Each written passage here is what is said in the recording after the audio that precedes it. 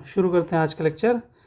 UGC net JRF परीक्षा जून 2023 का ये पेपर है और हिंदी साहित्य सब्जेक्ट जो कि द्वितीय प्रश्न पत्र है।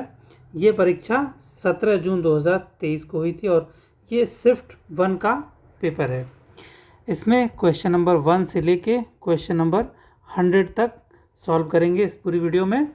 इस दौरान जितने PYQ हैं उन्हें साथ में बताते रहेंगे कि कौन सा क्वेश्चन रिपीट हुआ बार बार, और कोई भी एडिशनल इन्फॉर्मेशन होगी वो साथ ही साथ आपको बताता रहूँगा। और इस वीडियो के डिस्क्रिप्शन में मैंने आपको टाइम स्टैम्प दे रखा है। आप डायरेक्टली किसी भी क्वेश्चन पे जंप करना चाहते हैं तो वहाँ पे जाके जंप कर सकते हैं।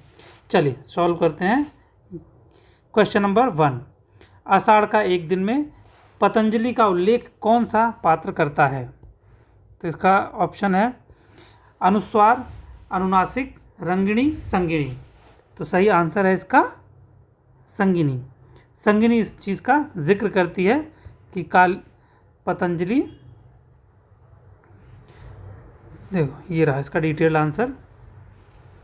जैसे पतंजलि ने लिखा है कि ना कि यदा को कुछ लोग यरवा बोलते हैं और त्वदा को तरवा। ठीक है, नेक्स्ट क्वेश्चन देखते हैं। Question number 20। इसमें हमें 2 सूची दी गई हैं, उन सूचियों का मिलान करना है। तो पहला है देश का धन, ये राधा मोहन गोकुल जी की रचना है, राधा मोहन गोकुल जी। गुलामगिरी, ये है ज्योतिराव, ये रहा है गुलामगिरी ज्योतिराव गोविंद राव फूले। और स्त्री पुरुष तुलना, ये ताराबाई शिंदे जी की लिखी हुई है। और गीता रहस्य बहुत ही फेमस बुक है, ये है बाल गंगाधर तिलक की रचना। तो इस हिसाब से जो सीक्वेंस बनता है वो है डी, और ये रहा इसका डिटेल्ड आंसर। नेक्स्ट क्वेश्चन देखते हैं। क्वेश्चन नंबर 3, अजी हजरत यही चोरी करवाते हैं, शहर के जितने चोर डाकू हैं सब इनसे मिले रहते हैं। रात को ये लोग चोरों से कहते हैं चोरी करो, और आप दूसरे मोहल्ले में जगाते हैं, जागते रहो पुकारते हैं। आगे है, यह संवाद ईदगाह कहानी के किस पात्र का है? ये है महमूद, या फिर मोहसिन, नूरे, या फिर समी। तो इसका सही आंसर है मोहसिन। मोहसिन, ये वही मोहसिन है जिसने ईदगाह कहानी में भिस्ती खरीदी थी, और ये PYQ में ऑलरेडी एक बार पूछा जा चुका है। सेम क्वेश्चन पूछा था उस बार, उन्होंने पूछा था कि मोहसिन ने कौन सा खिलौना खरीदा था। तो इसका सही आंसर है बी, ये रहा डिटेल आंसर। नेक्स्ट देखते हैं। क्वेश्चन नंबर 4, रामचरितमानस के उत्तरकांड में उन्होंने ज्ञान की अपेक्षा भक्ति को कहीं अधिक सुसाध्य और आशुफलदायिनी कहा। यह कथन किस इतिहासकार का है? रामचंद्र शुक्ल जी का है, विश्वनाथ प्रसाद मिश्र जी का है, हजारी प्रसाद द्विवेदी जी का है, या फिर राम कुमार वर्मा जी का है? तो इसका सही आंसर है शुक्ल जी। रामचंद्र शुक्ल जी ने ये बात कही थी, और ये रहा इसका डिटेल्ड आंसर, आपको दिखा दे रहा हूँ।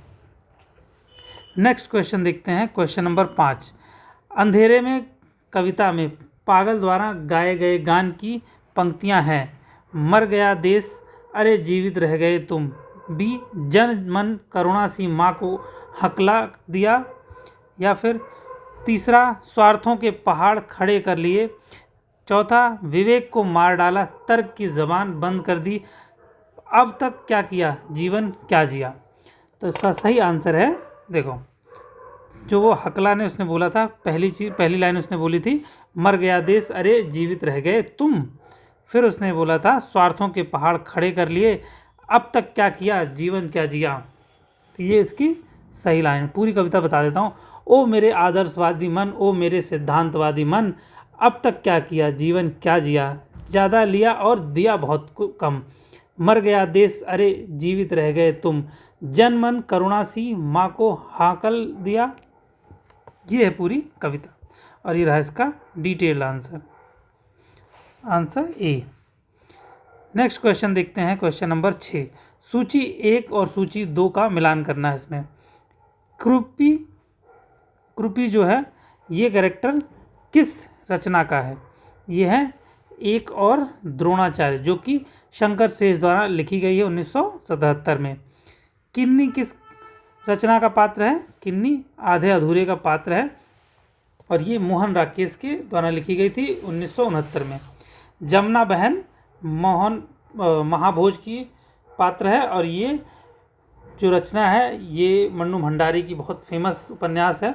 ये 1982 में प्रकाशित हुई थी। और कल्याणी जो है चंद्रगुप्त का पात्र है, और ये जयशंकर प्रसाद की रचना है, 1931 में प्रकाशित हुई थी। ये रहा इसका डिटेल्ड आंसर। नेक्स्ट देखते हैं क्वेश्चन नंबर 7। रामचंद्र शुक्ल के अनुसार रीति ग्रंथकार कवि हैं? कुलपति मिश्र, बख्शी हंसराज, ग्वाल कवि, बेनी बंदीजन, गुमान मिश्र। तो इन पांचों में से सही आंसर है कुलपति मिश्र जी हैं, ये बेनी बंदीजन हैं, और ग्वाल कवि। तो सी और डी हटा दो, बाकी के ए, ई और बी ये तीनों सही आंसर हैं। ये तीनों लोग रीति ग्रंथकार हैं। ये रहा इसका डिटेल्ड आंसर। देखो ये इसका डिटेल्ड आंसर। क्वेश्चन नंबर 8 देखते हैं। इसका जीवन बर्फ की पवित्रता से पूर्ण और वन की सुगंध से सुगंधित है। कथन किसके बारे में है? जिल्द साज, बाग का माली, हल चलाने वाला, भेड़ चराने वाला। तो इन चारों में से सही आंसर है भेड़ चराने वाला। ये मजदूर और प्रेम निबंध से लिया गया है। ये रहा इसका डिटेल्ड आंसर। नेक्स्ट क्वेश्चन है 9। निम्नांकित नाटकों को उनके प्रथम प्रकाशन वर्ष के अनुसार पहले से बाद के क्रम में लगाइए। राजश्री मतलब ये पुस्तकें कब प्रकाशित हुई थी उसका सीक्वेंस लगाना है, जो पहले और जो बाद में हुई थी उनको उस क्रम में लगाना है। तो चलो हम ईयर बताते हैं, उसी हिसाब से फिर देखते हैं। राजश्री जो रिलीज़ हुई थी, मतलब जयशंकर प्रसाद की ये रचना 1915 में प्रकाशित हुई थी। चरणदास चोर ये हबीब तनवीर जी की 1975 में प्रकाशित हुई थी रचना। नेक्स्ट है भारत सौभाग्य, ये अंबिका दत्त द्वारा 1887 में प्रकाशित करवाई गई थी।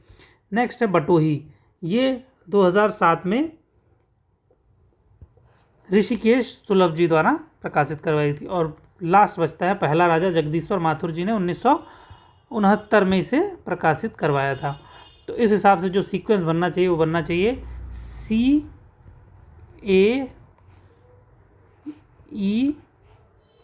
फिर नेक्स्ट आना चाहिए B, चौथा B बनना चाहिए और पांचवा D बनना चाहिए।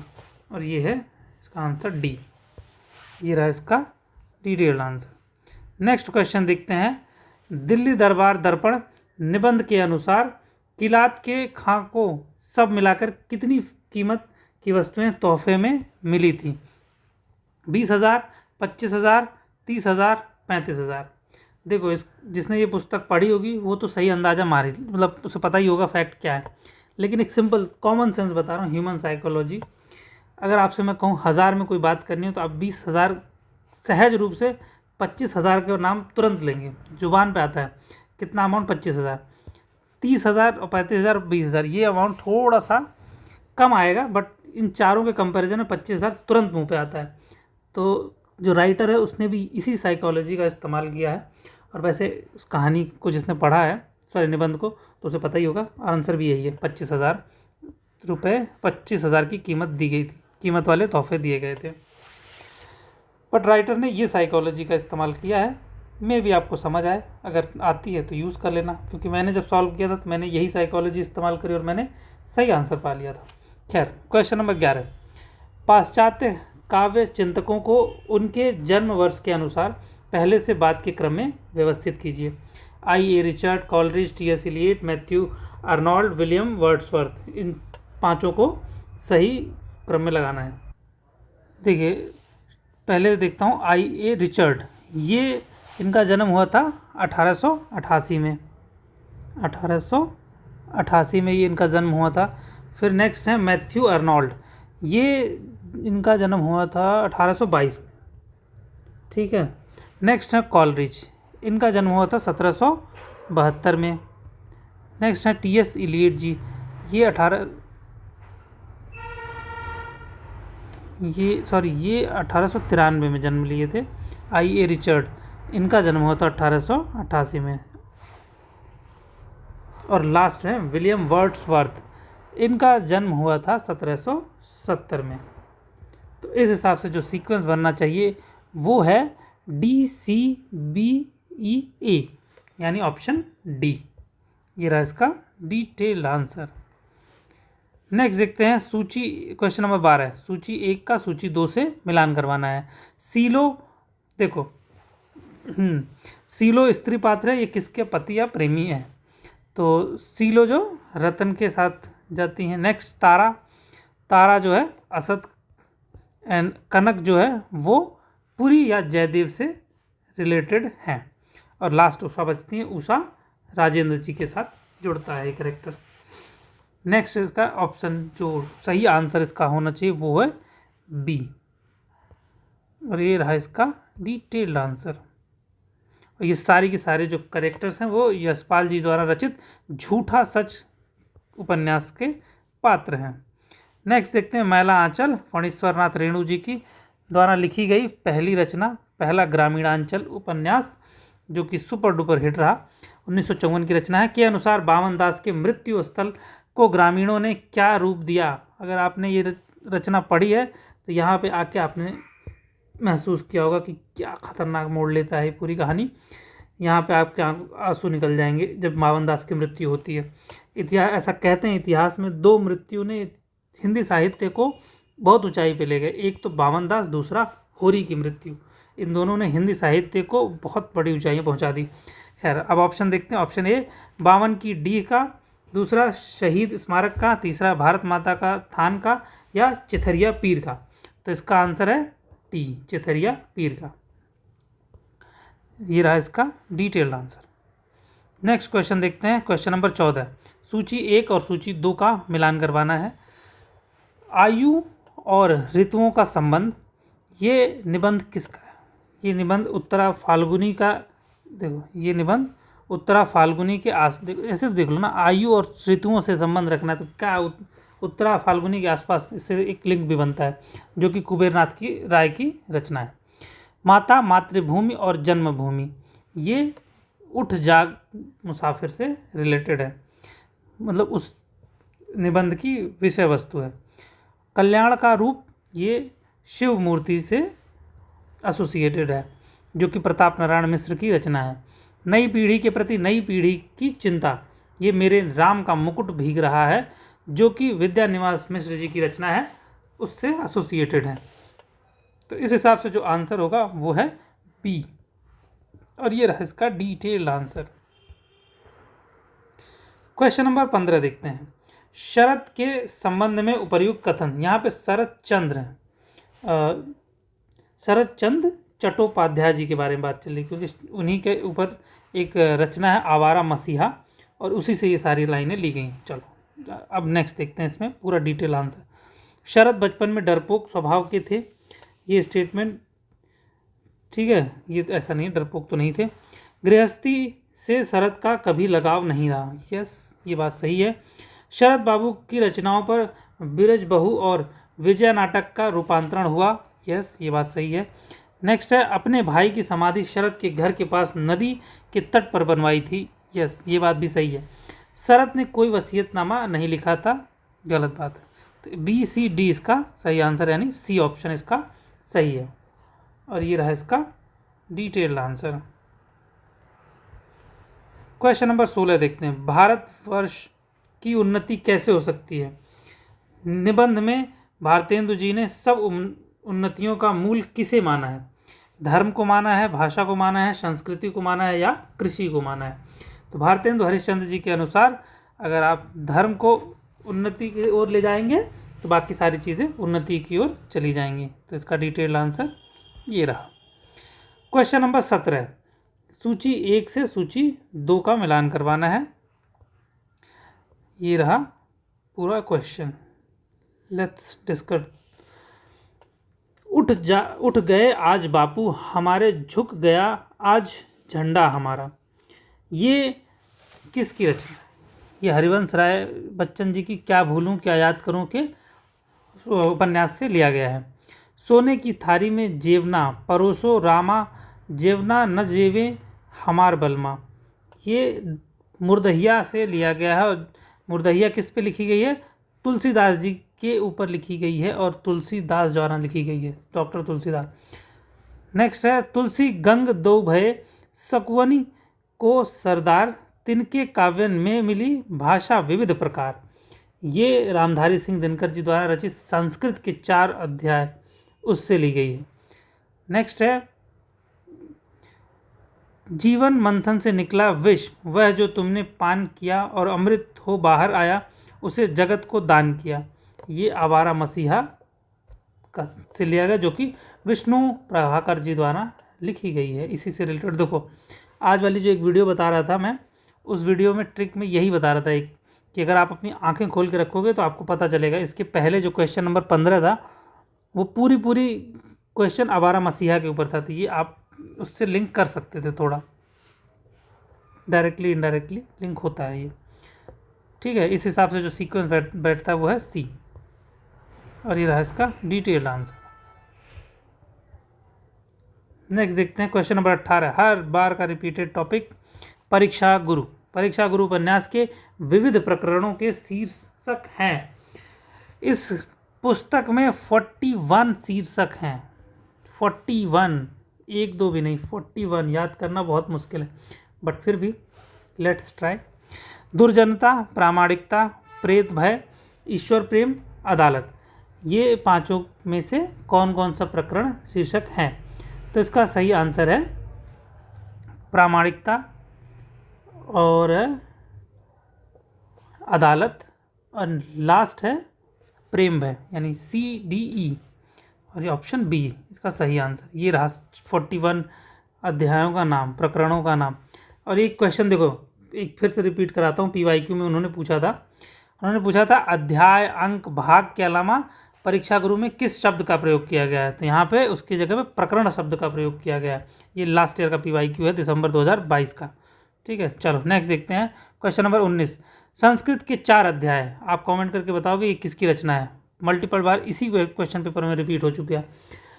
संस्कृत के 4 अध्याय में तिलक के बारे में उपर्युक्त बातें हैं, ठीक है। तिलक के बारे में क्या बोला गया है इसमें?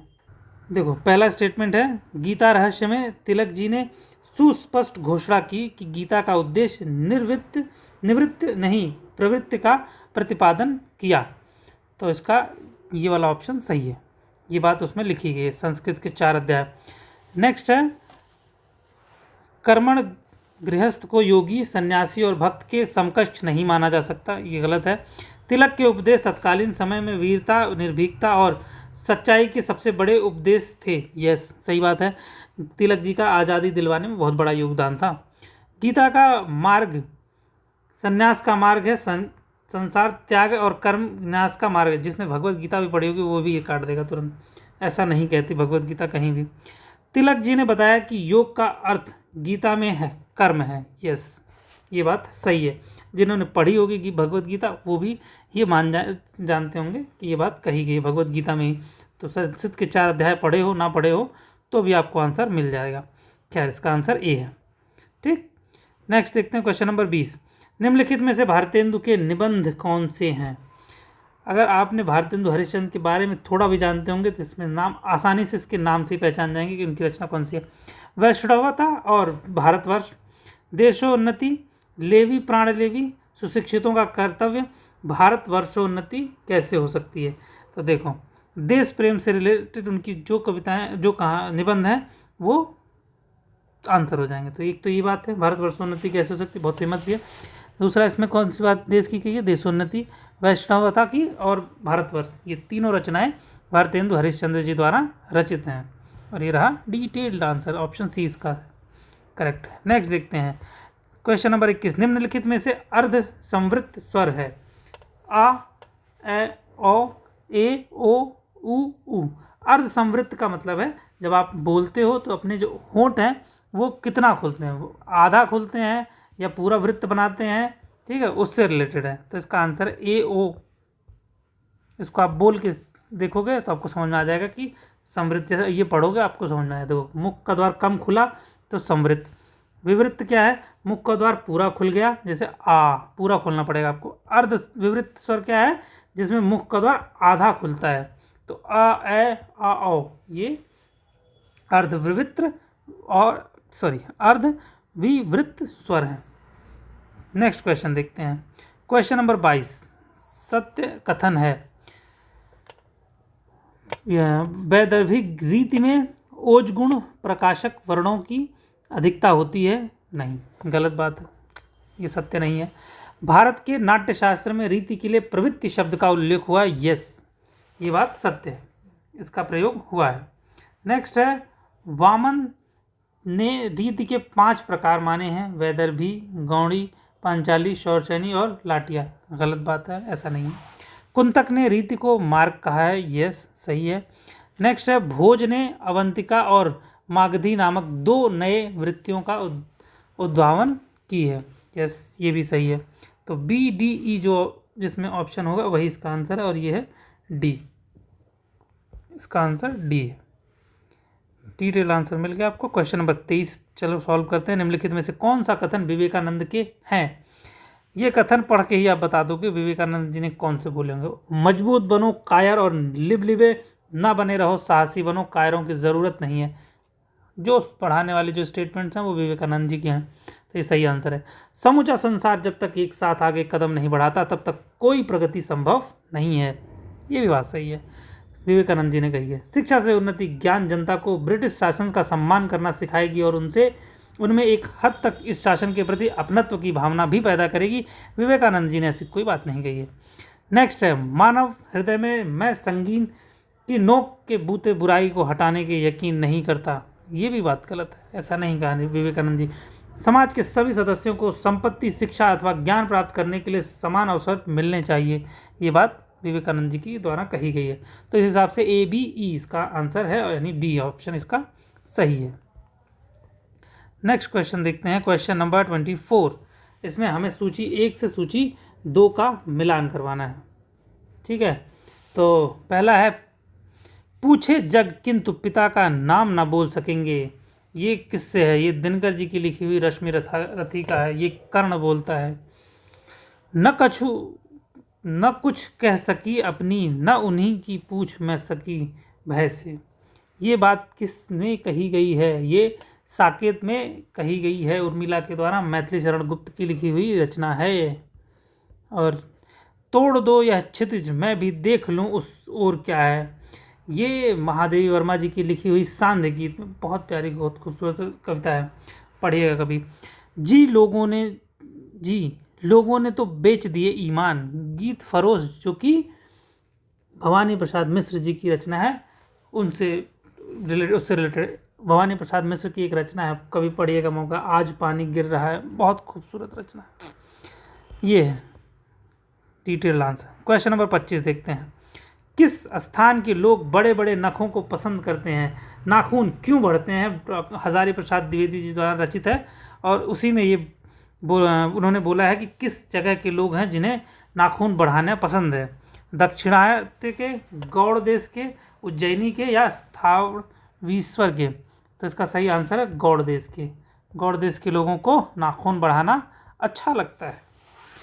नेक्स्ट देखते हैं क्वेश्चन नंबर 26। कवि और अध्येता से मिलान करवाना है। विद्यापति जो हैं वो शिव प्रसाद सिंह जी का शिव प्रसाद जी अध्येता हैं इसके। सूरदास हजारी प्रसाद द्विवेदी जी इसके अध्येता हैं। बिहारी दास जी के कौन है? बच्चन सिंह, यस। और घनानंद जी के इमराव बंगा। तो इस हिसाब से जो इसका आंसर हुआ वो है सी। नेक्स्ट क्वेश्चन देखते हैं, क्वेश्चन नंबर, ये पहले डिटेल आंसर देख लीजिए। नेक्स्ट क्वेश्चन 27 देखते हैं। Question number 27। निम्नलिखित कविताओं को रचना काल, प्रथम प्रकाशन के आधार पर पहले से बाद के क्रम में लगाई, यानी प्रकाशन वर्ष के हिसाब से कौन सी पुस्तक कब प्रकाशित हुई है उस सीक्वेंस में लगाना। चलो पहले देखते हैं कौन सी कब प्रकाशित हुई है। असाध्य वीणा सच्चिदानंद वात्स्यायन हीरानारायण वात्स्यायन अज्ञा जी द्वारा 1961 में प्रकाशित करवाई गई थी। ठीक है। नेक्स्ट है कुकुर मित्ता, निराला जी की रचना है, ये 1941 की रचना। ठीक है। और नेक्स्ट है अंधेरे में, जो कि मुक्तिबोध की रचना 1964 में प्रकाशित करवाई गई थी। नेक्स्ट क्वेश्चन है परिवर्तन। परिवर्तन सुमित्रानंदन पंत जी द्वारा 1924 में प्रकाशित करवाई गई थी। नेक्स्ट है मोचीराम। ये सुदामा पांडे धूमिल 1972 में प्रकाशित करवाई गई थी। तो इसका हिसाब से अगर हम देखें तो इसका जो सीक्वेंस बैठेगा वो BCAED बनेगा, यानी ऑप्शन ए बनेगा। और ये रहा इसका डिटेल्ड आंसर। क्वेश्चन नंबर 28 देखते हैं, आचार्य और उनकी पुस्तक। ठीक है, तो भानुदत्त जी कौन से हैं? रसमंजरी। रामचंद्र गुणचंद्र जी ये नाट्य दर्पण। और शरदा तनय ये हैं भाव प्रकाश से रिलेटेड। और महिम भट्ट जी व्यक्ति विवेक। तो इस हिसाब से जो इसका सही आंसर है वो है बी। और ये रहा इसका डिटेल्ड आंसर। नेक्स्ट देखते हैं, मालवी का केंद्र। मालवी का केंद्र है मालवा रीजन। मालवी भाषा है, मालवी कहाँ बोली जाएगी? मालवा रीजन में। मालवा रीजन कहाँ है? ये रहा राजस्थान, ये रहा मध्य प्रदेश। इनके दोनों के जोड़ वाले एरिया में बोली जाती है। और वो इलाका कहाँ? जयपुर तो प्रॉपर राजस्थान में, जोधपुर प्रॉपर राजस्थान में, जबलपुर प्रॉपर ही मध्य प्रदेश में, इंदौर है जो इस वाले क्षेत्र में आता है। तो ये इंदौर में बोली जाती है। ठीक, नेक्स्ट क्वेश्चन देखते हैं। और ये रहा इसका डिटेल्ड आंसर बी। सूफी प्रेमाख्यान नहीं है। शाम सगाई, इंद्रावती, यूसुफ जुलेखा, हंस जवाहिर। ठीक है, इसका सही आंसर है इंद्रावती। ये प्रेमाख्यान नहीं है। क्वेश्चन नंबर 30 हो गया। और इसका डिटेल आंसर, अरे सॉरी, श्याम सगाई है, गलत आंसर दी थी हमने। ये है श्याम सगाई। नेक्स्ट है क्वेश्चन नंबर 31 देखते हैं। भारत ने नाट्यशास्त्र के 16वें अध्याय में अलंकारों का निरूपण किया है। सही बात है, ये सत्य है। नेक्स्ट है उद्भट जयदेव और प्रतिहारेंदुराज अलंकार संप्रदाय के आचार्य हैं। यस। काव्यादर्शन के दूसरे और तीसरे परिच्छेद में अलंकार निरूपण, ये भी बात सही है। काव्य अलंकार के 6 परिच्छेद है, ये भी सही है। काव्य अलंकार सार संग्रह रुद्रट का ग्रंथ है, ये गलत है। तो इस हिसाब से चारों सही है। ऑप्शन में तो 4 है नहीं, 3 ही है। तो साल आयोग ने 2 ऑप्शंस को सही माना था, ए और बी को। जिन्होंने ए और बी में से दोनों में से कोई टिक किया था उनको नंबर मिल गया था। नेक्स्ट देखते हैं क्वेश्चन नंबर 32। परिंदे कहानी के प्रारंभ में अंग्रेजी भाषा में एक उदाहरण है। यह किस लेखक का है? अंतोचेव का है, कैथरीन मैन्सफील्ड का है, या जॉन प्लालचार्ड का है, ओ हेनरी का है? तो इसका सही आंसर है कैथरीन मैन्सफील्ड का यह लिखा हुआ अंग्रेजी भाषा का उदाहरण है। ठीक है, नेक्स्ट देखते हैं। और यह बाकी का डिटेल आंसर। Question number 33। प्रिय प्रवास का प्रथम सर्ग एक ही छंद में रचा गया है। यह छंद है शार्दुल विकृत छंद, द्रुत विलंबित छंद, मंदाक्रांता छंद, वसंत तिलका छंद। तो इसका सही आंसर जो है क्वेश्चन नंबर 33 का वो है द्रुत विलंबित छंद। ये वाला क्वेश्चन इन्होंने पिछले साल पूछा था, बट उसमें इन्होंने इसका नाम दिया था इन तीनों का। ठीक है, और पूछा था कुछ इससे रिलेटेड एक क्वेश्चन था। ठीक, चलो नेक्स्ट क्वेश्चन देखते हैं। वैसे इसका डिटेल आंसर ये रहा। क्वेश्चन नंबर 34 देखते हैं। एक रूप हिंदू तुरुक दूजी दशा न कोय, मन की दुविधा मानकर भय 102। नरोत्तम दास जी की ये कविता किस कवि की है? मतलब नरोत्तम दास जी की है, वली दक्कनी का है, या नवल दास की है, या बनारसी दास जी की है? तो इसका सही आंसर है बनारसी दास जी, ये उनकी रचना है। ये रहा इसका डिटेल आंसर। क्वेश्चन नंबर 35 देखते हैं। कोसी का घटवार कहानी में लक्ष्मा के संदर्भ में आए शब्द काला चरेऊ का क्या अर्थ है? सुहाग चिन्ह, बिंदिया, करधनी, कंगन। तो इसका सही आंसर है सुहाग चिन्ह। और ये रहा इसका डिटेल्ड आंसर, शेखर जोशी जी द्वारा लिखी गई है। 36 देखते हैं। कबीर साहित्य के अध्येता हैं इमौर बंगा, देखो यही नाम फिर से रिपीट हो गया ना इसी पेपर में, वीरेंद्र यादव, डेविड लॉरेंज, पुरुषोत्तम अग्रवाल जी, और धर्मवीर भारती, इसका पुरुषोत्तम अग्रवाल जी तो है इसका आंसर। कबीर के इनके पॉडकास्ट वगैरह अगर आप सुनना चाहें तो हैं, लल्लन टॉप वगैरह अलग अलग वेबसाइट उस पर हैं अवेलेबल ये। तो धर्मवीर भारती जी भी इनके बारे में बोलते हैं, कबीर के बारे में, और डेविड लॉरेंस, ये 3 लोग कबीर के बारे में, कबीर के साहित्य के बारे में काफ़ी कुछ बोलते हैं। तो BDE, तो इस हिसाब से BDE यानी C है इसका आंसर। और ये रहा डिटेल्ड आंसर। नेक्स्ट देखते हैं 37, तीसरी कथम उर्फ मारे गए गुलफाम। कहानी के अनुसार हीराबाई का संबंध 2 कंपनियों से हुआ है। कौन कौन सी वो कंपनियां हैं? रोहता कंपनी, जगमोहन कंपनी, या मथुरा मोहन कंपनी, या जगमोहन कंपनी, शगुन कंपनी, या रोहता कंपनी, मथुरा मोहन कंपनी, या रोहता कंपनी। तो इसका सही आंसर है, देखो एक ऐसा आंसर बता देता हूँ, फिर मैं उसको बताता हूँ आपको कि वो कौन है। आंसर डी है, मथुरा मोहन कंपनी या रोहता कंपनी। एक छोटी सी ट्रिक अगर यूज़ करना चाहो, देखो Rohta company, Rohta company, Rohta company 3 बार आया है, तो इसका मतलब है एक तो यहाँ से आना ही आना है, तो बी इनसे कट जाएगा। अब इन 3 में ही देखो कि किसका नाम रिपीट हुआ है, मथुरा मोहन कंपनी और जगमोहन। बाकी अगला आपको नॉलेज थोड़ा इस्तेमाल करना पड़ेगा, अगर आपको पता है तो ठीक है, वरना इन 3 में से कोई एक चुनो। बी तो हट ही गया, 75% तक आप पहुंच गए। ठीक, नेक्स्ट इसका डिटेल आंसर ये रहा। किसी किसी क्वेश्चन में ये ज़्यादा काम आ जाता है, जैसे मिलान करने वाला होता है, उसमें रिपीटिशन के बेस पे भी आता है क्वेश्चन। चलो दिखाऊंगा, डायरेक्ट बताने, इसे हाइपोथेटिकल बताने से अच्छा है दिखाता हूँ। क्वेश्चन नंबर 38 देखते हैं। लाल पान की बेगम कहानी में स्त्री पात्र हैं सुहासी, ज्योतिया, सुनरी, चंपिया, मखनी, फुआ। तो क्वेश्चन नंबर 38 का सही आंसर है चंपिया और मखनी और सुनेरिया, ये तीनों करेक्टर आते हैं। ये रहा इसका डिटेल्ड आंसर। क्वेश्चन नंबर 39 देखते हैं। डॉक्टर तुलसीराम के ननिहाल में स्वतंत्र आंदोलन का नेतृत्व किसने किया? तेज बहादुर सिंह ने, मुजाफिर लाल ने, परशुराम सिंह ने, या हर दास जी ने किया था? तो इसका सही आंसर है तेज बहादुर सिंह। ये रहा डिटेल्ड आंसर।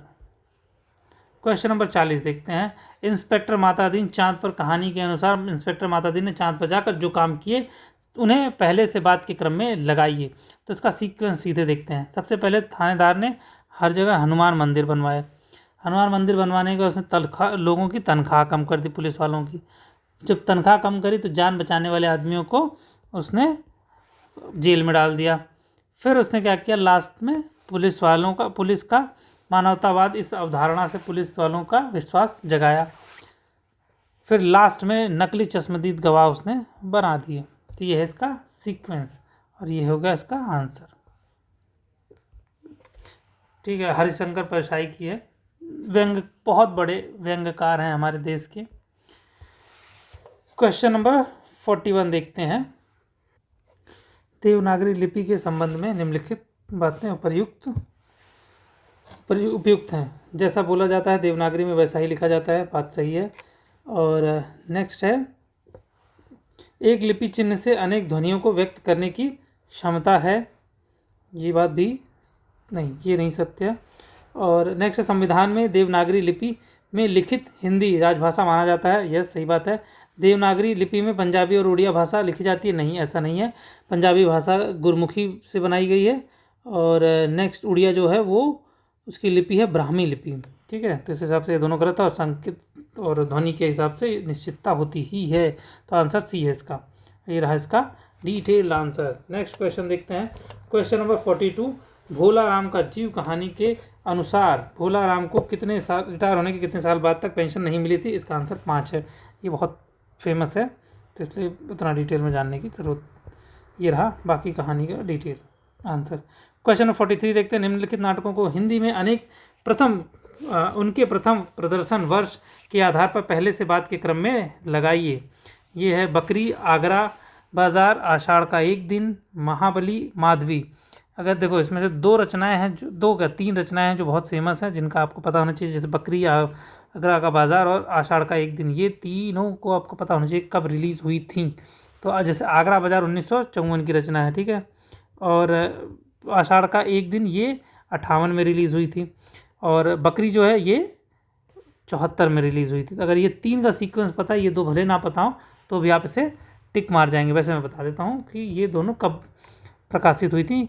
माधवी प्रकाशित हुई थी 1985 में और महाबली प्रकाशित हुई थी 2019 में। ठीक है, तो ये अभी लेटेस्ट की है महाबली। इसके हिसाब से इसका डिटेल ये रहा सीक्वेंस और डिटेल आंसर सी है। क्वेश्चन नंबर 44 देखते हैं। निम्नलिखित में से किस विद्वान ने 20वीं सदी में भारतीय काव्य शास्त्र संबंधी कोई पुस्तक नहीं लिखी? राममूर्ति त्रिपाठी जी ने, भोला राम शंकर जी ने, या फिर रामचंद्र शुक्ल ने, या फिर रामविलास शर्मा जी? तो इसका सही आंसर रामविलास शर्मा, उन्होंने कोई पुस्तक नहीं लिखी है। क्वेश्चन नंबर 44 देखते हैं। नागमती का वियोग खंड, इससे बहुत क्वेश्चन आते हैं। नागमती के वियोग खंड विरह व्यथा की अभिव्यक्ति के लिए जायसी द्वारा रचित पंक्तियां हैं। घड़ी घड़ी, इसका वैसे सीक्वेंस बताना है हमें, सॉरी कौन कौन से हैं तो ये हमें बताना है बस। तो घड़ी घड़ी जी आवे, घड़ी घड़ी जीव बुझावे नहीं, पावन जरह हो सब चूना, ये भी नहीं है। रकत आंसू घूचही पन, वैसे 2 गलत हो गए तो बाकी के 3 तो सही होने ही है। रकत आंसू घूचही पन बोई, हृदय पैठी बिरह कंठ नसा, सहस सहस दुख एक एक सांसा, ये तीनों ही सही है। इसका डिटेल आंसर ये रहा और सी इसका आंसर है। नेक्स्ट देखते हैं 46। मनुष्य के मन में सुंदर और कुछ नहीं होता, ईश्वर यदि है तो मनुष्य के मन में ही समाये हैं। मानस का हंस उपन्यास में यह संवाद किसका है? तुलसी, नरहरिदास, गंगाराम, मोहिनी, ये चारों में मोहिनी ने ये बात कही थी। इसका डिटेल आंसर ये रहा। नेक्स्ट देखते हैं क्वेश्चन नंबर 47। देश की बात निबंध के लेखक कौन है? प्रताप नारायण मिश्र, महादेवी, वीर प्रसाद द्विवेदी, मैथिली शरण गुप्त, या फिर भारतेंदु हरिश्चंद्र? तो ये द्विवेदी जी द्वारा लिखी हुई रचना है। नेक्स्ट क्वेश्चन देखते हैं। जयशंकर प्रसाद के नाटकों को मंच पर सफलतापूर्वक प्रस्तुत करने वाले निर्देशक कौन है? आप समझ सकते हो कि ये किस प्रकार का नाटक लिखते होंगे, किस लेवल का, कि इससे क्वेश्चन पूछना पड़ गया कि सफलता से किसने इसे मंच पर कर दिया था।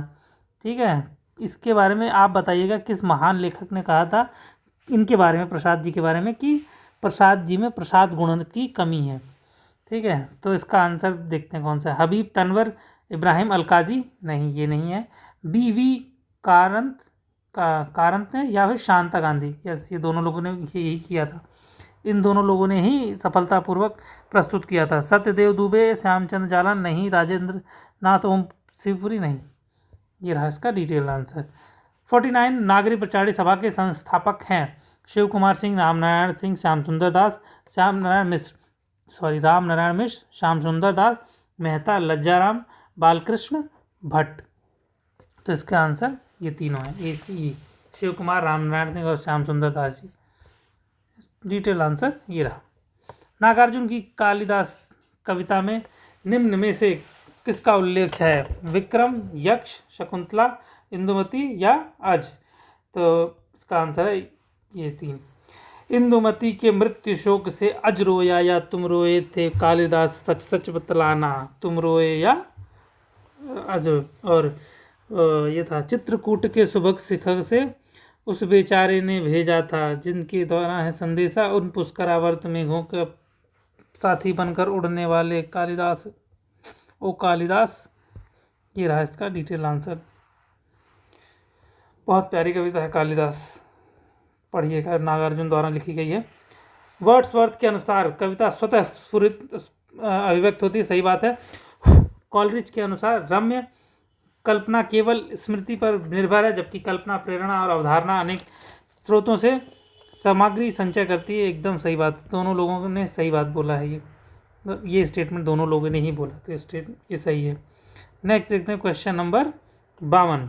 सूची 1 का सूची 2 से मिलान करना है। इसको सॉल्व करने का सिंपल तरीका, इनको बोलो जो समझ में आए। जैसे महाप्राण, जिसमें ज़्यादा प्राण निकल जाए वो है महाप्राण। तो खा बोलने में, तो घोष ध्वनि कौन है? जा, जिसको बोलने में सिर्फ घर्षण हो खूब। पार्श्विक व्यंजन कौन सा है? ल, पार्श्विक व्यंजन है। लुंठित व्यंजन क्या? आर, सॉरी रा, आर नहीं है, रा है। 53। क्वेश्चन नंबर 53 देखते हैं। पूर्ण क्लासिक कृति वह है जिसमें किसी मानव समाज की पूर्ण शक्ति निहित हो। IA रिचर्ड ने बोला था, TS इलियट ने बोला था, या क्रोचे ने बोला था, या मैथ्यू आर्नोल्ड ने ये बात बोली थी? तो इसका आंसर है TS इलियट, उन्होंने ये बात कही थी। डिटेल आंसर ये रहा। क्वेश्चन नंबर 54 देखते हैं, निम्नलिखित में से अविकारी शब्द कौन से हैं? अविकारी शब्द का मतलब होता है जिनमें कोई विकार नहीं आता, लिंग समय काल वचन परिवर्तन से जिसमें विकार नहीं आता, और वो है संज्ञा, विशेषण, क्रिया या क्रिया विशेषण। तो इसका आंसर है क्रिया विशेषण, जो अविकारी शब्द होते हैं। उत्तरा फाल्गुनी के आसपास निबंध के आधार पर दिए गए विवरणों में आयु को छोटे से बड़े क्रम में संयोजित करें। देखो फिर इसका जरा और जीता, इस दोनों मतलब इसमें करना क्या है कि सीक्वेंस में लगाना है ये लाइनों को। तो अब ऐसे देखते हैं, ए बी, इसका सही सीक्वेंस क्या होना चाहिए? पहले ये आएगा सी, फिर आएगा डी, फिर आएगा बी, फिर आएगा ए, लास्ट में आएगा ये। ठीक है, अगर ये एग्ज़ाम में नहीं याद है तो टेंशन ना लो, क्योंकि ये याद करना थोड़ा मुश्किल है, निबंध है, सारे निबंध वैसे भी लोग नहीं पढ़ते। तो एक आध उत्तरा फाल्गुनी के आसपास वैसे पढ़ लेना चाहिए, अच्छा निबंध है। ठीक है, ये रहा इसका डिटेल आंसर। क्वेश्चन नंबर 56 देखते हैं, निम्नलिखित पात्र अलग अलग उपन्यासों के हैं, पात्रों को तत्संबंधी उपन्यासों के प्रथम प्रकाशन वर्ष के अनुसार पहले से बात के क्रम में लगाए। देखो बहुत बहुत कठिन क्वेश्चन है, एग्जाम में छोड़ना मत, तुक्का मार के आ जाना और ठीक चलेगा, लेकिन टाइम वेस्ट मत करना इसमें। क्यों, मैं बताता हूँ। पहले तो आपको ये पात्र किस रचना से हैं वो पता होना चाहिए। ठीक, रचना के बाद वो रचना कब प्रकाशित हुई थी ये पता होना चाहिए। तो इस हिसाब से आपको दो काम करना है, पात्र तो इन्होंने दे दिया है, रचना खुद ढूंढो, फिर आप उस रचना को ढूंढ के आप उसे प्रकाशन वर्ष के हिसाब से लगाओ। तो इसमें एक भी सीक्वेंस गड़बड़ हुआ तो आप ख़त्म हो जाएगा कहानी, क्वेश्चन गलत हो जाएगा। तो इससे बेहतर है कि इसमें ज़्यादा टाइम ना दे के किसी अन्य क्वेश्चन पे टाइम दे दो।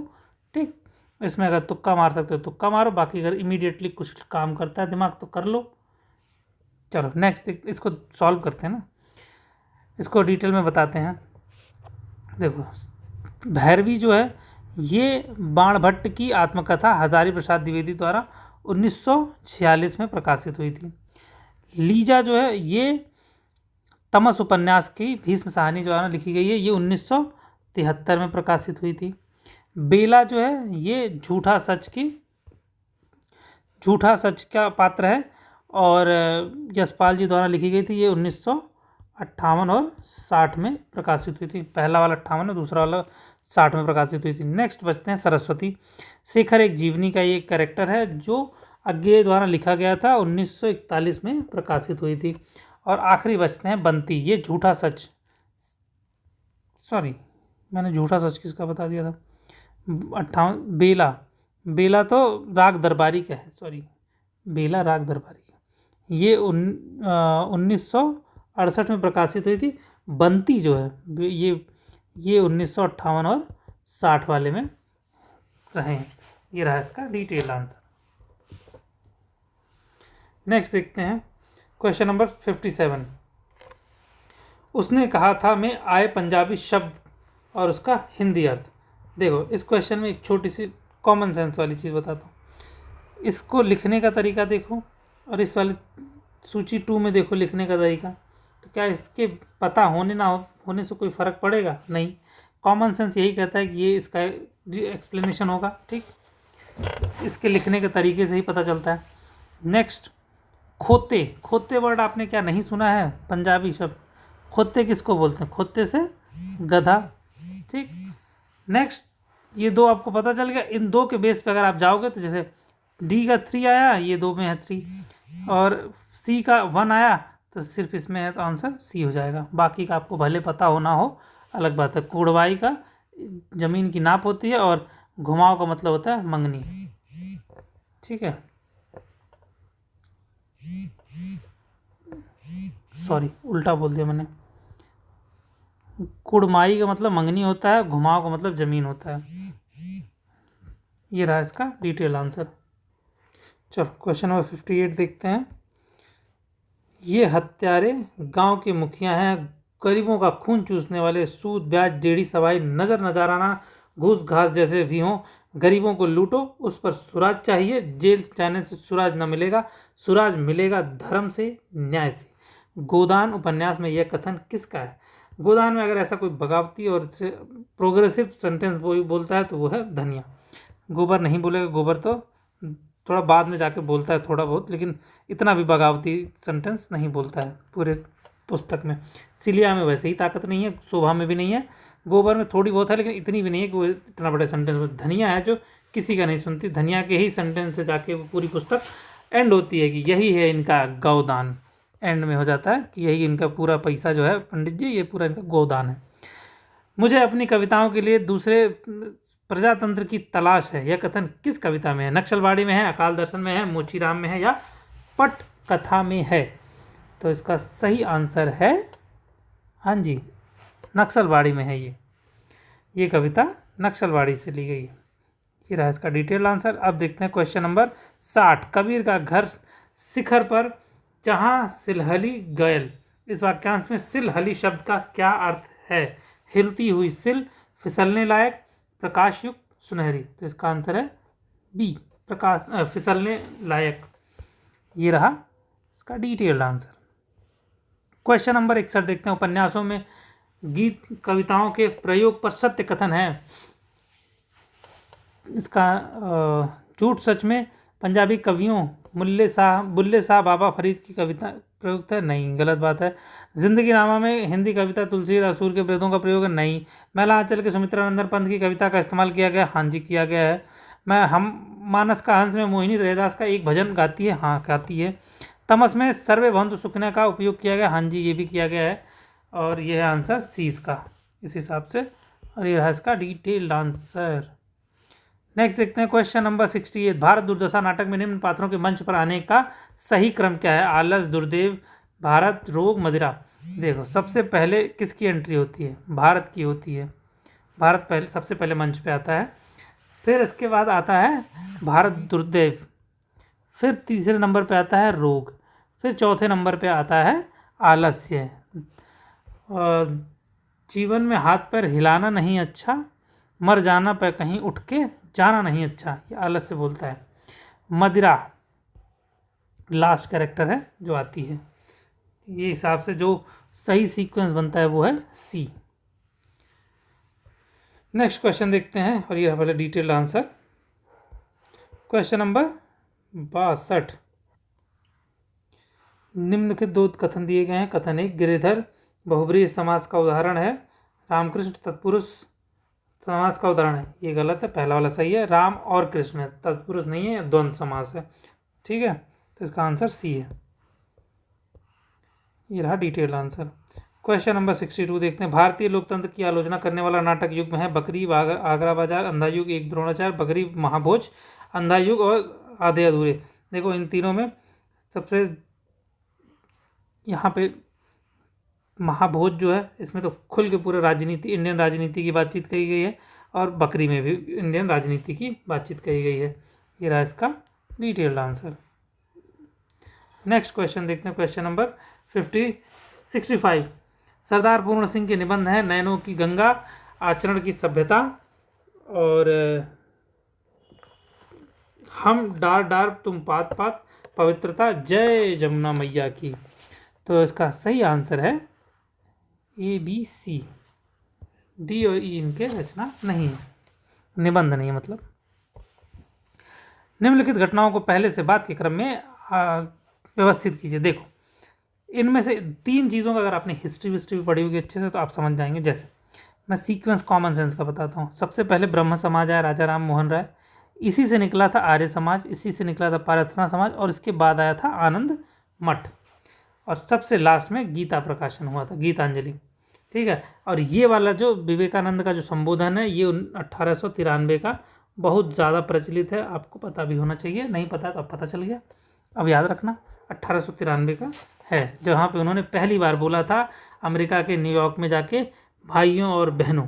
उसके बाद तो स्टैंडिंग ओवेशन मिला था उनको। ठीक है, तो ये है डी, जो 1893 में था। ब्रह्म समाज राजा राम मोहन द्वारा 1893 28 में। इसी दौरान बेंटिक जो है गवर्नर जनरल थे, और इसी दौरान शायद 28 के बाद में ही सती प्रथा को बैन कर दिया गया था। फिर 28 में आर्य समाज की स्थापना हुई थी 1875 में। फिर आनंद मठ की स्थापना हुई थी 1882 में, और गीता का प्रकाशन जो है 1910 में हुई थी। ठीक है, तो ये इस हिसाब से जो सीक्वेंस होगा ये है, आंसर इसका सी है। नेक्स्ट देखते हैं 67, बहिष्कृत भारत पत्र का प्रकाशन किस वर्ष हुआ था? 1919 में हुआ था, 27 में हुआ था, 30 में हुआ था, या 38 में हुआ था? तो इसका आंसर है बी, 1927 में हुआ था, अंबेडकर जी द्वारा करा गया था। विज्ञान और कविता, ये अगेन PYQ है, सेम रिपीटेड क्वेश्चन है। साइंस, वो पिछली बार जब इन्होंने पूछा था तब ये विज्ञान और कविता नाम से नहीं पूछा, इसी का हिंदी में लिखा था। साइंस ऑन पोएट्री पुस्तक के लेखक कौन है? I.A. रिचर्ड्स हैं, T.S. इलियट हैं, मैथ्यू अर्नोल्ड हैं, या रेमंड विलियम्स है? इसका आंसर है रिचर्ड्स, उनकी लिखी हुई कविता है ये, T.S. इलियट। नेक्स्ट क्वेश्चन देखते हैं 69 क्वेश्चन, कांग्रेस कार्यकारिणी समिति की कहाँ की बैठक में सविनय अवज्ञा आंदोलन वापस लेने की स्वीकृति हुई थी? सूरत में हुई थी, बारदौली की हुई थी, कलकत्ता में हुई थी, या कानपुर में? तो इसका आंसर है बी, बारदौली सत्याग्रह में, यहीं पे बारदौली के हुआ था। अरे यायावर याद रहेगा, गे जी की रचना है। मैं माजुली द्वीप किस राज्य में स्थित है? अगर ये तुम नहीं भी पढ़े हो तो भी तुमको कॉमन सेंस से पता होना चाहिए। माजुली आइलैंड कहाँ है? Riverine island. पूरी दुनिया का सबसे बड़ा रिवराइन आइलैंड कहाँ है? हमारे ही देश में है, असम के ज़िले में, पूरा एक ज़िला है, माजुली ज़िला बोलते हैं उसको, असम में है, उत्तर प्रदेश में नहीं है, महाराष्ट्र में भी नहीं, हिमाचल में भी नहीं है। ठीक है, ये कॉमन सेंस का, भले बुक ना पढ़े हो तो भी आपको पता होना चाहिए। ठीक है, 71 देखते हैं, भारत भक्ति आंदोलन पर किस कवि ने गंभीरता से विचार किया है? मुक्तिबोध रविवीर सहाय जी ने, जो राजेश जोशी ने, या फिर ओम प्रकाश वाल्मीकि जी ने करी थी? तो इसका आंसर है मुक्तिबोध, उन्होंने करा है। गजानन माधव मुक्तिबोध, उन्होंने ये बात कही है, ज़्यादा डिटेल में विचार किया है। क्वेश्चन नंबर 72 देखते हैं, अकारांत एक वचन पुल्लिंग संज्ञाओं के विकृत रूप का प्रत्यय क्या है? आ, ए, शून्य प्रत्यय, ई। तो इसका सही आंसर है ए, और ये रहा इसका डिटेल्ड आंसर। क्वेश्चन नंबर 73 देखते हैं, रामचंद्र शुक्ल ने आदिकाल के अपभ्रंश काव्य शीर्षक प्रकरण में निम्न कवियों का उल्लेख किया है? मधुकर कवि, श्रीधर देवसेन, सोमप्रभ सूरी, विद्याधर। तो क्वेश्चन नंबर 73 का जो सीक्वेंस आएगा वो देवसेन, सोमप्रभ सूरी और विद्याधर जी, इन 3 लोगों ने किया था। तो यानी इसका आंसर है डी, और ये रहा इसका सीक्वेंस, सही डिटेल आंसर।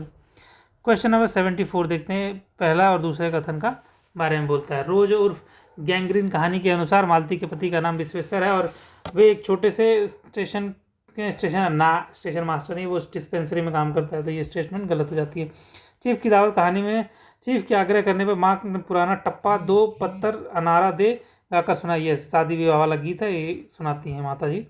तो इस हिसाब से पहला गलत है, दूसरा सही है, डी आंसर इसका है, और ये रहा डिटेल्ड आंसर। क्वेश्चन नंबर 75 पे आ जाते हैं, किस रचना के एक पात्र की जबान पर उठते बैठते निम्नलिखित दोहे का दोहा जाता था? पुरुष सिंह जो उद्यमी, लक्ष्मी ताकर चेर, भाग्य भरोसे जे रहे, कुपुरुष भाषाई टेर। प्रेमचंद घर में, आवारा मसीहा, मुर्दहिया, या फिर क्या भूलूं क्या याद करूं? तो इसका सही आंसर है क्या भूलूं क्या याद करूं, हरिवंश राय बच्चन जी की कविता है, उसमें पंडित विश्राम तिवारी एक कैरेक्टर है, उसके द्वारा ये बार बार बोला जाता था उठते बैठते टाइम।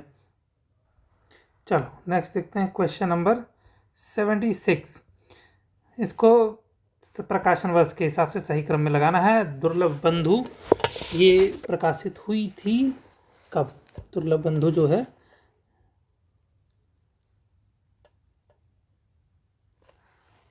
ये 1880 में प्रकाशित हुई थी। फिर आदर्श हिंदू ये प्रकाशित हुई थी 1914 में। चंद्रकांता संतति, सेम क्वेश्चन रिपीटेड है, यही same question exactly same, I guess, मुझे एग्जैक्टली ये याद नहीं आ रहा, बट ये तीन तो ये याद है मुझे कि तीनों PYQ में पूछा हुआ क्वेश्चन है। यही क्वेश्चन पूछा था उसमें भी कि कब ये प्रकाशित हुई थी, ये 1896 में। पथिक ये 1920 की रचना है, और इतिहास तिमिर नाशक ये 1864 में प्रकाशित हुई थी। तो इस हिसाब से जो आंसर बनता है वो है बी। ये रहा इसका detailed answer. Question number 77, Agra बाजार। देखो बताया ना, PYQ इंपॉर्टेंट है, साथ ही साथ जो आप क्वेश्चन सॉल्व कर रहे हैं लाइव, उन क्वेश्चन को सॉल्व करते वक्त भी अगर आंखें खुली रखोगे तो आपको समझ में आ जाएगा।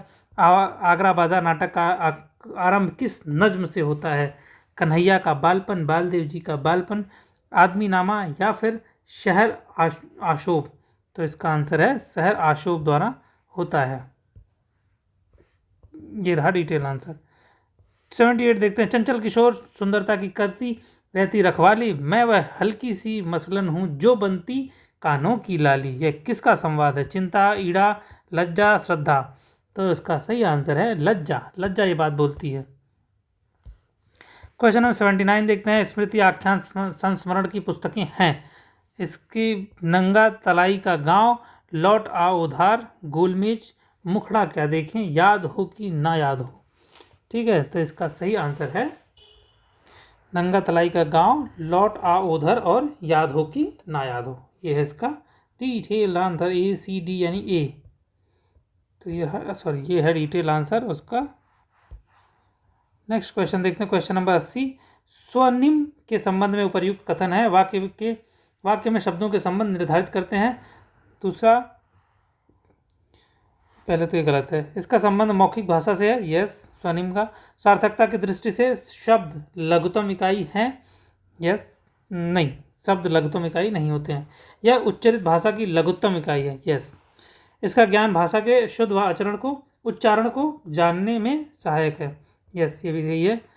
और यह है इसका answer BDE, detail answer. Question number 81 देखते हैं। निम्नलिखित अनुवादों को उनके हिंदी में पहली बार प्रकाशित होने के अनुसार पहले से बाद के क्रम में लगाइए।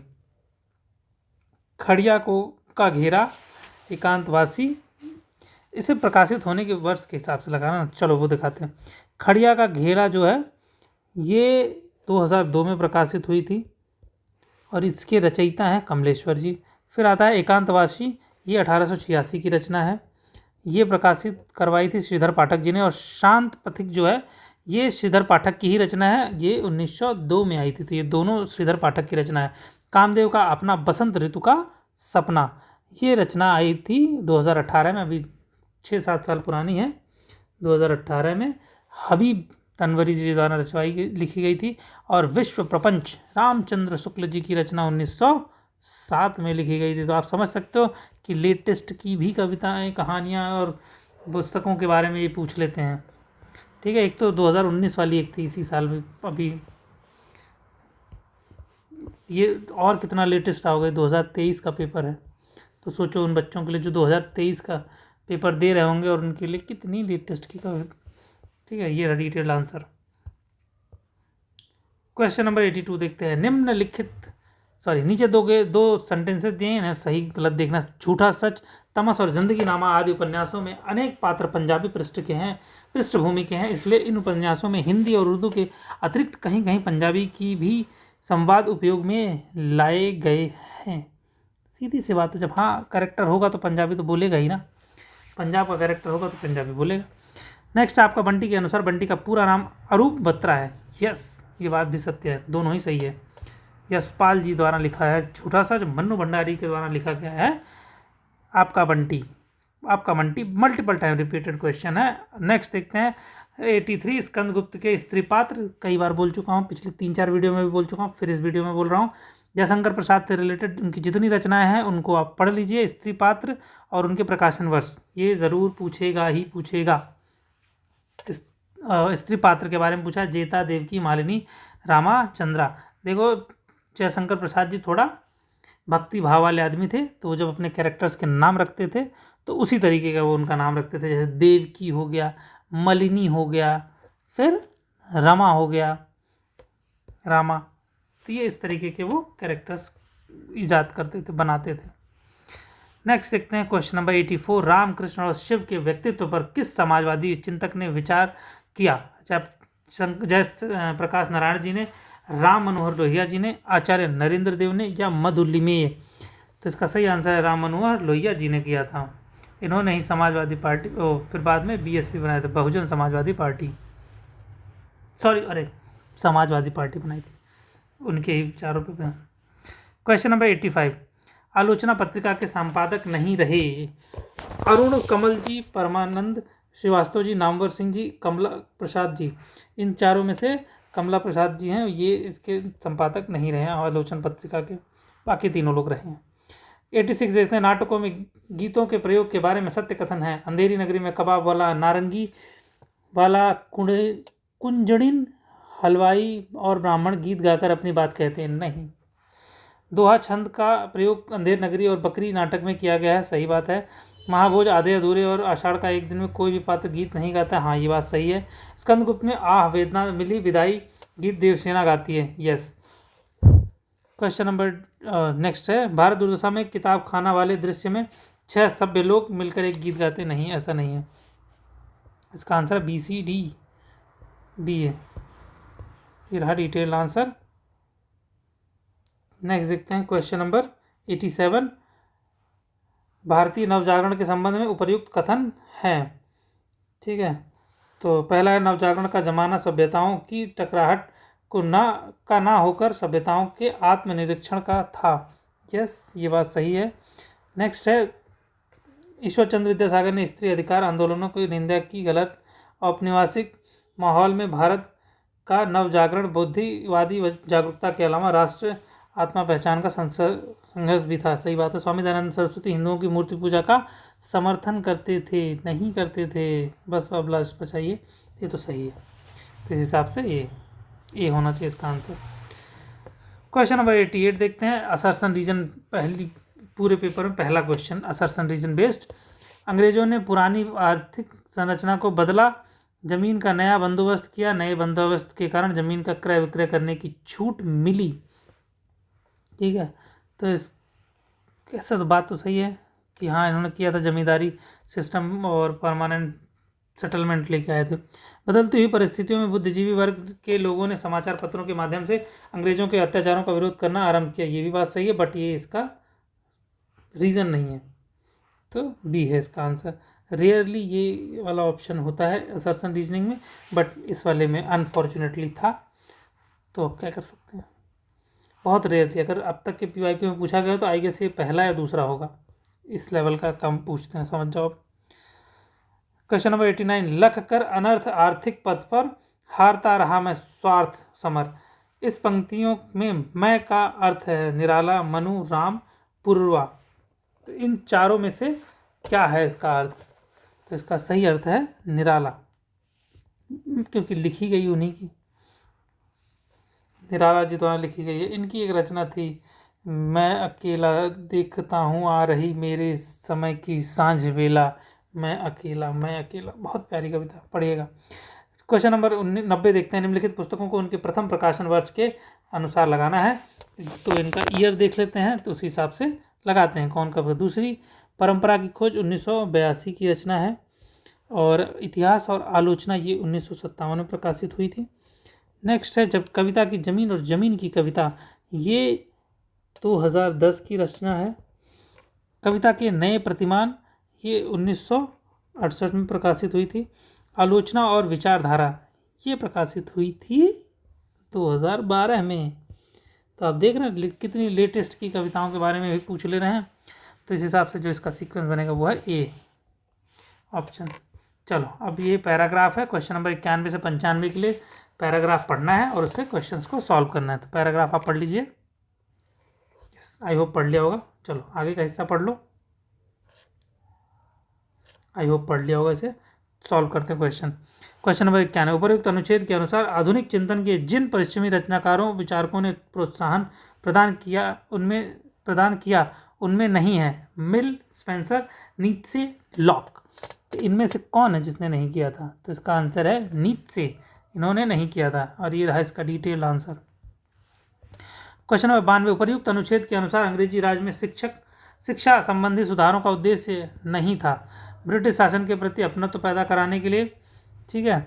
नेक्स्ट है, अंग्रेजों की महानता का डंका पीटने के लिए। बिल्कुल नहीं, गलत है, सॉरी, उद्देश्य नहीं था पूछा है ना, तो ये तो सही है, ये करने के लिए। भारत की आत्मा को नवजीवित करने, यही नहीं था। जनता में ब्रिटिश शासन के प्रति सम्मान पैदा, ये था। सी वाला नहीं था। ये ससुरा देश को लूटने आए थे, तो अब हमारे देश का कोई इतिहास बनाना चाहेंगे, इसीलिए हमारे देश के इतिहास में हमें कितना नीचा दिखाने की कोशिश करी गई कि अरे आपका गुरुकुल सिस्टम कितना बेकार है। बट अनफॉर्चुनेटली लॉर्ड मैकाले का अगर आप रिपोर्ट पढ़ेंगे तो वही बोलते हैं कि यहाँ का गुरुकुल सिस्टम इतना स्ट्रांग था कि इंडिया को अंग्रेजी सिखाने में हमको नाक को चने चबाने पड़ जाएंगे।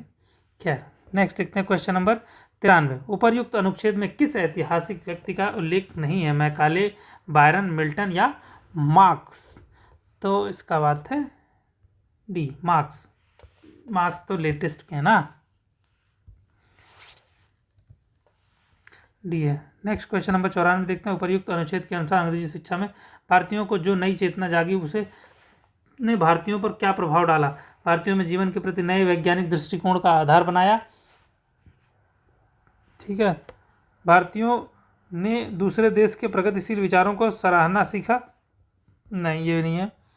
भारतीयों में पश्चिम के प्रति घृणा का भाव जागा? ये भी नहीं। भारतीयों में नए पश्चिम पे घृणा जागता तो हम वेस्टर्न कल्चर ना यूज़ करते। आपके घर में वेस्टर्न टॉयलेट है, ये अपने आप में एक सबसे बड़ा इम्पैक्ट दिखाता है कि आप उससे घृणा करते हैं, उससे प्रेम करते हैं। चलो, भारतीयों में नए ज्ञान की कसौटी पर भारतीय परंपरा को कसना सीखा? यस, ये है इसका सही आंसर।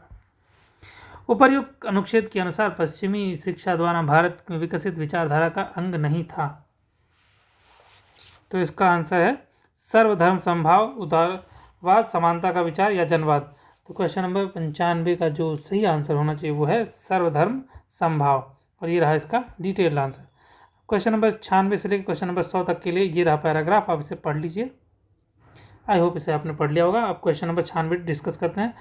उपर्युक्त उदाहरण के अनुसार मानवता के विकास को जड़ बनाने वाले अपराधी कौन हैं? वे जो रहस्यमय प्रश्नों को सुलझाते हैं, वे जो अज्ञानचा के विरुद्ध लड़ाई लड़ते हैं, वे जो रूढ़ियों के प्रश्न उठाते हैं, वे जो पुराने विश्वासों को चीख पुकार मचाते रहते हैं। यस, ये हैं। क्वेश्चन नंबर 97 देखते हैं। उपर्युक्त उदाहरण के अनुसार विवेकवान व्यक्ति क्या चाहेगा?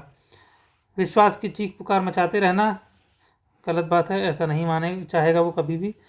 और यथार्थवाद होने का दावा मात्र पर प्रस्तुत करेगा? नहीं, ऐसा भी नहीं है। नेक्स्ट, पुराने विचारों पर आंख मूंद कर भरोसा करना शुरू करेगा? ये भी नहीं करे। वातावरण को तार्किक रूप से समझना शुरू? यस, यही करेगा वो, तार्किक रूप से समझना शुरू करेगा। Next question number 98। यदि पुराने विश्वास खंडित हो जाएं तो उपर्युक्त उदाहरण के अनुसार यथार्थवादी व्यक्ति का पहला काम क्या होना चाहिए या क्या होगा? मनुष्य को मूढ़ और प्रतिक्रियावादी बनना? नहीं, ऐसा नहीं होगा। और नेक्स्ट क्या है? पुराने विश्वासों को पुनः स्थापित करना? नहीं, ऐसा नहीं। पुराने विश्वासों के स्थान पर नए दर्शन की स्थापना के लिए जगह साफ करना? यस, यही है। पुराने खंडहरों को साफ करो, नया मकान बनेगा।